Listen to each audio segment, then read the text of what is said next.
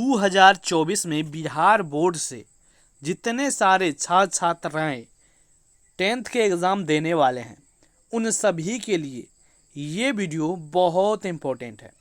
इस वीडियो में हम आप सभी के लिए प्रकाश के परावर्तन और अपवर्तन फिजिक्स चैप्टर के प्रकाश के परावर्तन और अपवर्तन के जो मोस्ट बीबीए क्वेश्चंस हैं जो आपके एग्ज़ाम में 2024 के एग्ज़ाम में 10th के 2024 में जो आप सभी के एग्ज़ाम होने वाले हैं इसमें ये क्वेश्चंस आपके 100% आने की संभावनाएं हैं और यही बहुत इंपॉर्टेंट क्वेश्चंस है जो कि आपके एग्ज़ाम में आएंगे ही आएंगे, चाहे आपका फर्स्ट पाली में एग्ज़ाम हो या सेकेंड पाली में हो, कोनो पाली में हो, इसी क्वेश्चन से आपके एग्ज़ाम में आने वाले हैं।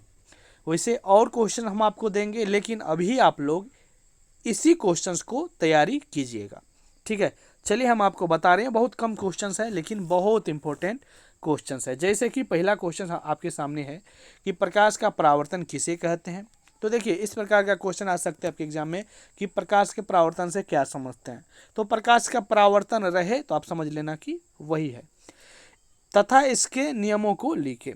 ये बहुत इंपॉर्टेंट क्वेश्चन है और लगभग कई बार ये क्वेश्चन पूछा भी हुआ है, तो आप सभी को आ ही रहा होगा। अगर नहीं आ रहा है तो मैं आपको बता दूं।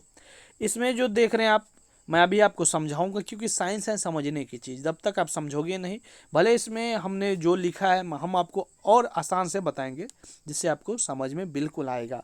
चलिए हम आपको बताते हैं। इसमें वैसे लिखा हुआ है कि जब प्रकाश किसी पॉलिश की हुई या चमकदार सतह पर पड़ता है तो यह एक निश्चित दिशा में जो है विस्तारित होता है।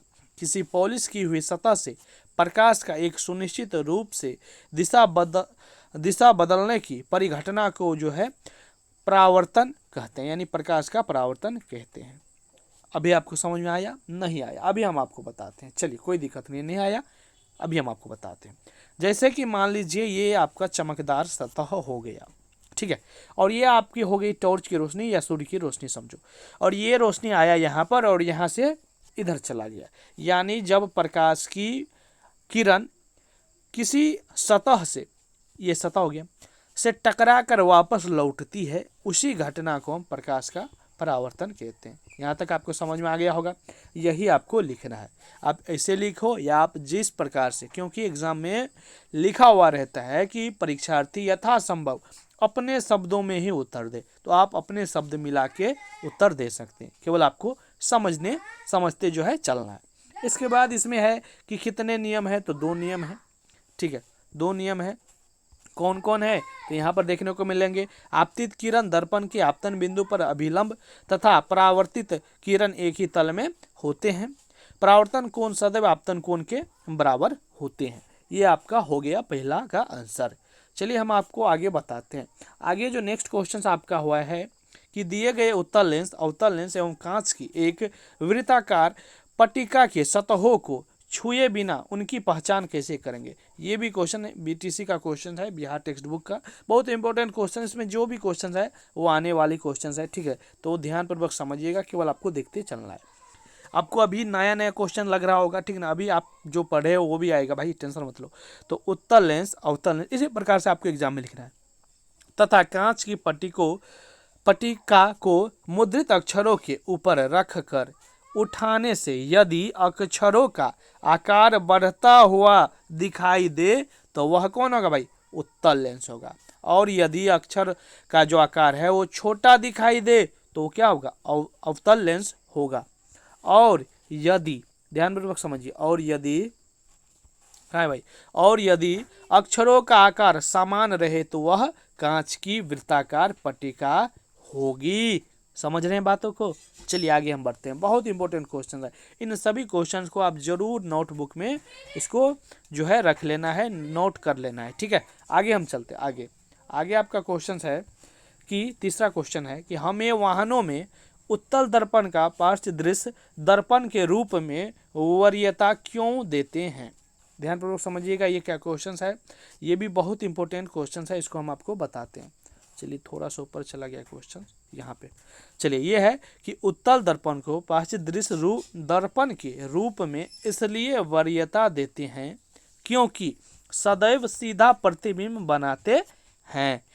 इनका दृष्टि क्षेत्र भी बहुत अधिक है क्योंकि ये बाहर की ओर वक्रीय होते हैं। बस इतना ही आपको लिखना है, ठीक है। और आपका ये क्वेश्चन हो गया, क्योंकि आपका क्वेश्चन 2 नंबर का होगा तो आप इतना लिखोगे तो आपको पूरा नंबर मिल जाएंगे, ठीक ना। चलिए आगे हम बढ़ते हैं भाई चौथा नंबर के क्वेश्चन पर। चौथा नंबर के क्वेश्चन, और ये रहा बहुत इंपॉर्टेंट क्वेश्चन, कई बार पूछा जा चुका ये क्वेश्चन है कि उत्तल लेंस को अभिसारी लेंस क्यों कहा जाता है। बहुत इंपॉर्टेंट क्वेश्चन है, तो चलिए हम आपको बताते हैं।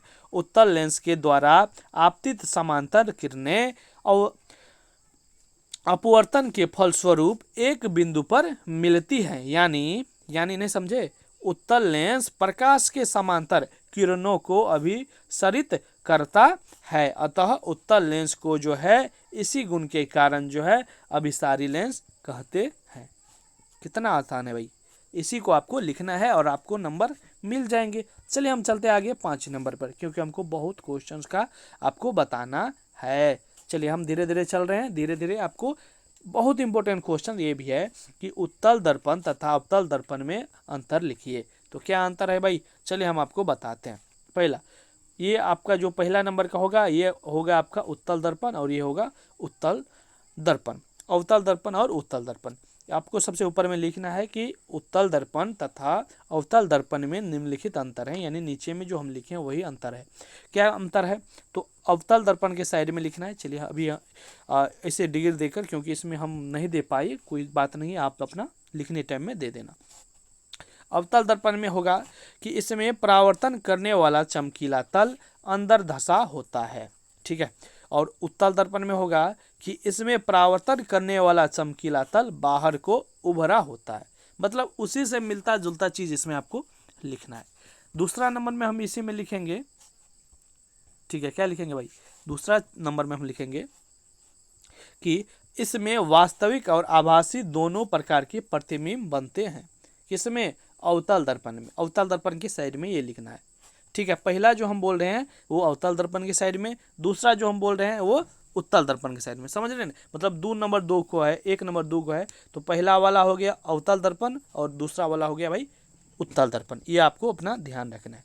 इसके बाद इसमें होगा कि इसमें अभिसारी प्रतिबिंब बनता है, ठीक है। चलिए तीसरा जो इसका अंतर है ये हम आपको बता रहे हैं कि तीसरा अंतर ये है कि इसमें प्रतिबिंब उल्टा और सीधा दोनों बनते हैं, और इसमें देखो, इसमें क्या है, इसमें सीधा केवल बनता है। चौथा अंतर है कि इसमें प्रतिबिंब बड़ा, छोटा तथा वस्तु के आकार का तीनों प्रकार का जो है बनता है, लेकिन इसमें देखोगे तो इसमें प्रतिबिंब केवल जो है छोटा बनता है, ठीक है। समझ में आ रहा है बातें। चलिए हम आपको बताते हैं आगे आपका छठा नंबर का क्वेश्चन क्या कह रहा है। छठा नंबर का बहुत इंपॉर्टेंट क्वेश्चन है, हम आपको बता रहे हैं। चलिए छठा नंबर का क्वेश्चन है कि उत्तल लेंस और अवतल लेंस में अंतर स्पष्ट करें। तो अंतर स्पष्ट करना है, सेम उसी प्रकार से लिखना है कि आपको, मतलब इसमें भी अंतर स्पष्ट करना है, ठीक ना। तो चलिए हम आपको इसमें बताते हैं।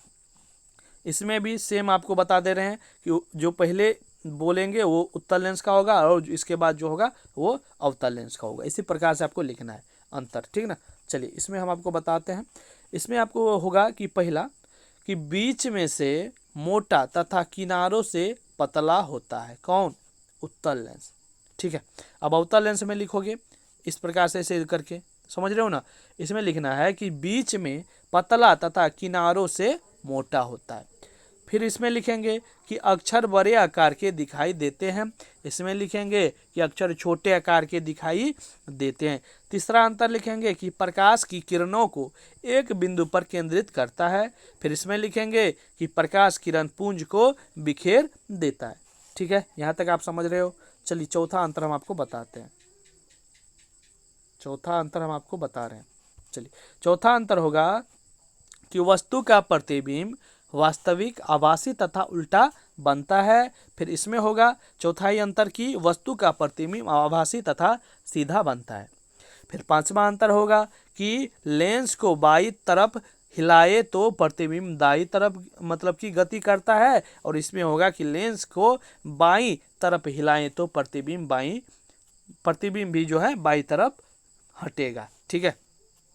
अगला छठा अंतर जो बताएंगे इन दोनों का, छठा अंतर क्या है भाई, छठा अंतर भी हम आपको बताते हैं। छठा अंतर में लिखना है आपको कि इसकी फोकस दूरी धनात्मक होती है और इसमें आपको लिखना है कि इसकी फोकस दूरी ऋणात्मक होती है।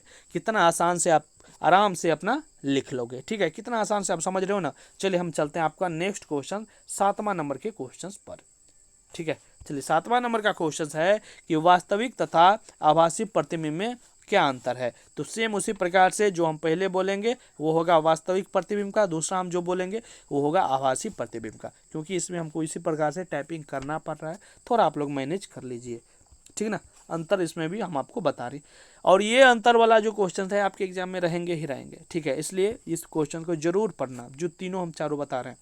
इसमें होगा वास्तविक प्रतिबिंब में कि वास्तविक प्रतिबिंब को पर्दे पर प्राप्त किया जा सकता है, और आभासी प्रतिबिंब में होगा इस प्रकार से, ऐसे एक साइड लिख देना वास्तविक, एक साइड आभासी, और इसका अंतर आपको लिखना है, ठीक है। मैं तो इसे आपको बता रहा हूँ एक साइड से ही, लेकिन आप इसको आराम से अच्छा से लिखना। अगला है कि आभासी प्रतिबिंब को पर्दे पर प्राप्त नहीं किया जा सकता है। दूसरा अंतर है कि वास्तविक प्रतिबिंब सदैव उल्टे होते हैं, और इसमें होगा कि आभासी प्रतिबिंब सदैव सीधे होते हैं, ठीक है। चलिए तीसरा अंतर हम आपको बताते हैं। तीसरा अंतर यह है कि वास्तविक प्रतिबिंब जो है दर्पण के आगे बनता है, लेकिन आभासी प्रतिबिंब जो है दर्पण के पीछे बनता है। ये 3 अंतर अगर आपने लिख दिया तो आपको नंबर मिल जाएंगे, ठीक है। तो दोस्तों इसके बाद जो है आगे हम अगले वीडियो में आपको बताएंगे नेक्स्ट क्वेश्चंस को, ठीक है। चलिए मिलते हैं अगले वीडियो में। वीडियो पसंद आया है लाइक शेयर सब्सक्राइब जरूर कीजिए। इसके बाद आपको अगले चैप्टर्स का आपको इसी प्रकार से सभी विषयों का मिलेंगे। चलिए मिलते हैं अगले वीडियो में।